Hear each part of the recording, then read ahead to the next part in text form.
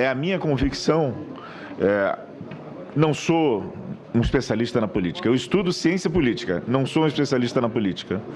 Mas o que eu estudo dos cientistas políticos, das investigações que se desenvolvem na América Latina, esse modelo que nós temos é um modelo muito frágil. Um modelo de presidencialismo de coalizão, ele é muito frágil. Daí a necessidade das instituições serem fortes. Entre as instituições, a própria Constituição. Como Vossa Excelência muito bem colocou, qualquer governo que assuma em circunstâncias tais sempre estará a um passo da fragilidade, sempre estará um passo da fragilidade. Se esse passo da fragilidade no presidencialismo, no nosso presidencialismo latino-americano e brasileiro, significar ignorar a votação que levou o presidente, o governador ou o prefeito ao poder, nós vamos correr um risco enorme de abertura na direção de caminhos autoritários, de caminhos muito perigosos. A tendência é que figuras substituam partidos, que pessoas se coloquem acima do conjunto, das várias representações políticas e que, infelizmente, é isso, é o que a ciência política latino-americana, é o que a ciência política do mundo, estudando a América Latina, mostra. Daí para fechamentos democráticos é um passo, é um risco. O senador Cristóvão Buarque me perguntou algo mais cedo, o que eu quis dizer é algo muito simples. Nós não sabemos como é o futuro, ninguém sabe como é o futuro. Ninguém pode definir o futuro. Essa definição do futuro não está em nossas mãos. Nós podemos agir para tentar conformar o futuro, mas ninguém tem domínio total. Uma ação que coloca o futuro do Estado de Direito em risco é essa de fragilização das nossas principais instituições, entre elas a Constituição. Então, eu endosso o que Vossa Excelência falou, entendo que um processo de impeachment não é a mesma coisa no presidencialismo que um juízo político sobre a qualidade ou não do governo. Professor Ricardo. Senador José Pimentel, acho que não está. Alô? Alô, agora sim. Senador José Pimentel, obrigado pelas suas considerações. Eu vou ser muito breve, porque acho que quase tudo já foi dito, mas eu queria ressaltar, neste momento, que afastar um presidente da República pelas razões que estão sendo discutidas aqui hoje é algo absolutamente inédito na história da humanidade. Acho que isso está nas entrelinhas das manifestações em todo lugar. Aqui ontem foi dito, hoje também, que, de fato, não é pela pedalada, não é pelos decretos. Evidentemente que afastar uma presidente eleita por essas razões seria de uma desproporcionalidade que não seria compatível com o Estado democrático de direito. Mas esta decisão está na mão de Vossas Excelências. É o momento de Vossas Excelências decidirem se há justa causa para o afastamento da presidente, porque nos termos de que foram decididos pelo Supremo Tribunal Federal, desta decisão de Vossas Excelências já decorre o afastamento da presidente eleita.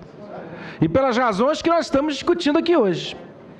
Quer dizer, é preciso que todos reflitam se esses fatos, nos termos que estão delineados pelo devido processo legal, justificam o afastamento de uma presidente da República. E, aliado a isso, a reflexão sobre se houve, de fato, crime de responsabilidade em qualquer das duas condutas. Passar o restante do tempo ao doutor Marcelo. Senador Pimentel, nós na nossa vida somos somos atacados por várias tentações. E, geralmente, quando cedemos às tentações, não é um bom resultado. Estamos numa noite sem movimento, o sinal fecha e nós temos a tentação de passar aquele sinal, porque isso não vai causar nenhum dano. Estamos numa comemoração, no aniversário de um amigo, já tomamos uma bebida alcoólica em quantidade suficiente e somos tentados a aumentar aquela quantidade, isso não vai dar certo. Num Estado democrático de direito, quando há uma crise, há uma grande tentação. Qual é a tentação que nos assalta quando nós temos uma crise num Estado democrático de direito? É de flexibilizar esse Estado democrático de direito. E a flexibilização das garantias do Estado democrático de direito causam danos tão terríveis quanto avançar um sinal, porque aparentemente não há movimento naquela rua. O que informa a nossa sociedade, o fio condutor e o fio que estrutura a nossa sociedade, não é, por exemplo, uma estrutura filosófica como Platão queria, não é uma estrutura religiosa como Thomas More e Campanella queriam, não é uma estrutura militar como em alguns momentos nós temos. O que faz o nosso processo civilizatório é nós sermos, como disse o professor Lodi, um Estado democrático de direito. Na primeira dificuldade, na primeira crise, não se pode flexibilizar essa regra de que o Estado democrático de direito, se violado, se flexibilizado, acaba o processo civilizatório. Nós não temos solução fora da Constituição. Nós não temos condição fora da estrita obediência das garantias e dos procedimentos constitucionais. É por isso que tentar resolver uma crise econômica, política, administrativa, uma crise grave, pelo caminho que põe de lado, que flexibiliza, que não respeita as garantias constitucionais, não leva nunca a bom termo. Pelo contrário, certamente, a crise que nós passamos, a crise que no momento nós enfrentamos, não vai ser resolvida com o processo de impeachment. Sei que Vossas Excelências, todos, sabem que o dia seguinte ao processo de impeachment, o dia seguinte ao que for afastada irregularmente, ilegalmente, sem justa causa, sem motivação, uma presidente da República, seja quem for, a pessoa que se elegeu para exercer aquele cargo, no dia seguinte, não será a paz social, não será o crescimento jurídico, não será o aprofundamento da democracia, mas pode ser coisa realmente muito pior que nós talvez devamos aquilatar nesse momento. Repetindo, não se pode resolver uma crise política abandonando-se o processo civilizatório. Custou muito nós construirmos essa figura, Estado democrático de direito. Ou seja, quem forma a nossa sociedade é o sistema jurídico, é a instância jurídica, mais do que a economia, mais do que a filosofia, mais do que a teologia. Então, se nós abandonarmos, considerarmos de menor valor essa figura que deve ser respeitada, que é esse Estado, e que se concretiza nas garantias constitucionais, nós estaremos levando o nosso barco democrático para águas muito turbulentas, com graves prejuízos. Para a réplica, senhora presidente. Para a réplica, senador Pimentel. Senhores convidados. 2 minutos. Ontem eu tive o cuidado de perguntar ao senhor Fábio Medina Osório qual era o crime que a senhora presidenta tinha praticado, seja na equalização da taxa de juros da safra agrícola, que vem desde 1992, aqui já foi dito, é a Lei 8.427. E esta lei determina de que quem trata dessa matéria é o Conselho Monetário Nacional, o ministro da Fazenda e o ministro do Planejamento. E não tem qualquer participação da senhora presidenta. Esta lei também não trata de prazo. Quem trata do prazo de ressarcimento são portarias do próprio Conselho Monetário Nacional. Fiz questão também de tratar dos 6 decretos. Desses 6 decretos, o montante de 93,4 bilhões de reais diz respeito a remanejamento, ou seja, não tem qualquer alteração no montante do orçamento de 2015. 700 milhões de reais trata do pagamento de juros da dívida pública interna, logo melhora o superávit primário. E os outros não traz nenhuma alteração no superávit primário, porque é uma mera autorização se atender aquelas condições, conforme já foi exposto. O senhor Fábio Medina Osório diz que transferia para o senhor Júlio Marcelo de Oliveira para responder. O senhor Júlio também ficou calado, porque eles sabem que não tem crime nessa matéria e querem tratar do conjunto da obra, e não tem processo legal tratando do conjunto da obra.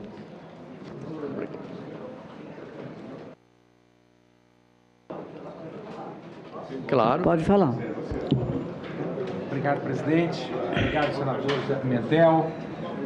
Na verdade, eu acho que ao longo de todas essas sessões que nós tivemos aqui, na semana passada e nessa semana, ficou evidenciado que não há crime de responsabilidade em nenhuma das duas condutas.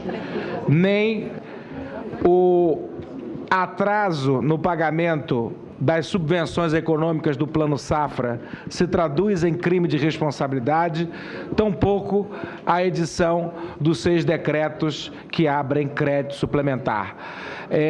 Evidentemente que, nesse momento, se buscam outros fatos, mas que, na verdade, estão fora desse processo, de acordo com o devido processo legal. Portanto, as razões nós já mostramos. No caso do Plano Safra, não há como se coadunar com o conceito de operação de crédito o atraso no pagamento de um dever legal. Nunca houve operação de crédito estabelecida pela lei ou pelo regulamento, senão por uma relação contratual. E demonstrado também que os decretos, os 6 decretos, tinham um amparo legislativo. Os decretos foram estabelecidos de acordo com pareceres da Advocacia Geral da União, pelas razões já expostas, a sua compatibilidade, cada um deles, com o artigo 4º da Lei de Orçamento Anual. Portanto, eu acho que ficou claro a inexistência de crime de responsabilidade. Gostaria de consultar aqui a mesa se alguém que gostaria de falar pela tréplica. Senador Pimentel, fiz um apelo na intervenção anterior a que nós considerássemos a predominância da importância do respeito absoluto aos cânones constitucionais. Neste momento, quando nós estamos cuidando da pena de morte política que se pode aplicar a uma presidente da República, equivalente a uma pena de morte que se aplica a uma pessoa física. Nós temos que ter o maior cuidado para que isso não seja a extrema injustiça diante daquilo que se pode pensar que é uma pequena fragilidade, ou que de fato, eu não estou convencido de que pedalada fiscal seja crime hediondo, seja crime da gravidade, do potencial ofensivo a justificar a maior pena que se pode ter numa Constituição da República. É preciso que essa autoridade tenha cometido de maneira clara e insofismável aqueles crimes mais perigosos, os mais danosos à economia do país. Tudo que eu ouvi aqui sobre a irregularidade dessas pedaladas fiscais, ou a irregularidade desses créditos que foram abertos através de decretos, eu fiquei me perguntando em que foi que isso prejudicou o andamento da economia nacional, em que foi que isso constituiu um crime que devesse ser apenado com uma pena tão grave. Alguém dirá, toda essa situação em que estamos, desemprego, falta de investimento, falta de credibilidade, tudo isso foi decorrente dessas pedaladas fiscais, ou desses 6 decretos, ou desses valores que a administração federal não transpôs para os bancos públicos. É preciso forçar muito a compreensão e é preciso não respeitar aquilo que deva ser a convicção democrática. Isso está dentro daquela preocupação que eu tinha de nós cedermos à tentação. Vamos tirar uma pedrinha dessa pirâmide aqui, cá embaixo, não vai fazer mal nenhum. E aquela pedrinha que nós temos é uma pedra angular e aquela construção toda desaba porque eu não respeitei uma pedrinha que eu tirei. Não vamos tirar essa pedrinha, não vamos pensar que é possível começar a nós convivermos com aquilo que não é o estrito cumprimento do processo legal. É preciso ter muita consciência para que nós possamos, de fato, aplicar esta quimioterapia. Falei em quimioterapia pela manhã. Esta quimioterapia pesada. Processo de impeachment não vai trazer nenhuma paz no dia seguinte. Pelo contrário, teremos entrechoques entre as opiniões, teremos entrechoques terríveis e, especialmente, teremos a certeza de que não foi o melhor caminho democrático a ser escolhido. Pois não, eu queria fazer uma proposta para o bom andamento do trabalho. Tem pessoas que estão desde manhã e não tiveram a usar a palavra. Está aqui o senador Cristóvão Eduardo Amorim Garibaldi. Eu queria propor o seguinte: a cada senador que falasse, ele usasse o tempo, eu usaria o tempo aqui um pouco maior para quem desse a resposta e fosse apenas um das pessoas escolhidas aqui na mesa, para que pudesse fazer uso da réplica, da tréplica adequadamente. Adiantado da hora, são 8h30. Usando os escritores aqui, subscreveram aqui, ainda temos uns 20. Não é que eles estejam todos presentes, mas eles saem e comparecem no devido horário, porque estão acompanhando pela televisão. Eu proponho que faça uso da palavra e escolha um para responder. Aí terá melhor aproveitamento da réplica e da tréplica. Presidente, eu só queria fazer um registro, eu estou um pouco incomodada com isso, não quis falar antes, mas queria deixar registrado e lamentar que o senador Anastasia, que é relator desse processo, tenha se ausentado antes dos nossos convidados terem terminado suas exposições e de todos os senadores terem interpelado.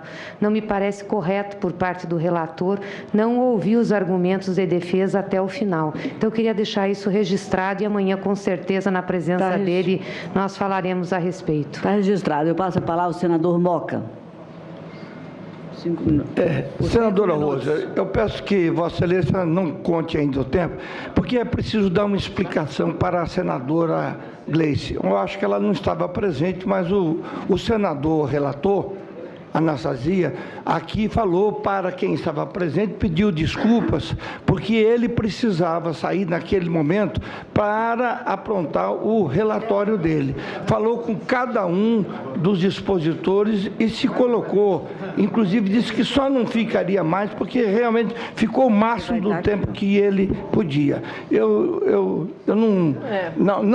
tenho certeza que Vossa Excelência não ouviu, por isso eu não estou querendo contestar. Só estou dizendo que ele, antes de sair, ele foi extremamente educado, que, aliás, tem sido o comportamento do senador relator. Eu não tenho nenhuma procuração do senador Anastasia, mas fico contente que eu também não ouvi a explicação, mas eu pensei, senadora Gleice, que muitos de nós, eu mesma, que entrei e saí aqui várias vezes, acompanhava do gabinete. Às vezes atendia um telefonema, às vezes pensava no que ia dizer. Então, nós temos aqui essa possibilidade e tenho certeza que não só ele está preparando o relatório, como deve estar acompanhando qualquer questão que tenha sido levantada. E tem sido realmente muito repetitivo. Então, eu acredito que nós todos podemos entender essa ausência dele nesse momento. Pois não, vamos passar agora. Porque não é usual o relator. Tá certo, mas já está feito o registro. Vamos dar a palavra ao senador Moca, por favor. O senhor tem 5 minutos. Senhor presidente, eu queria fazer uma proposta para Vossa Excelência. Eu vou fazer vou colocar a minha posição. E para isso, ao invés de usar tréplica, eu vou fazer os 8 minutos. Pois não. Né? E não quero e nem espero o comentário de ninguém. né? Então, até para facilitar, Vossa Excelência, em seguida, chame um outro senador, né? Também não vou ser uma pessoa que vai agredir ninguém, porque não é do meu perfil. É verdade. Não faria isso. É verdade. Né? Mas antes de mais nada, senhor presidente, eu quero agradecer a presença de todos os especialistas que vieram a essa comissão para colaborar com o processo de impeachment da presidente Dilma. O processo está transcorrendo. No entanto, quero dizer-lhes que, apesar do grande conhecimento jurídico de vossas senhorias, eu estou convicto de que houve crime de responsabilidade cometido pela presidente. Esse é meu juízo pessoal, é por convicção.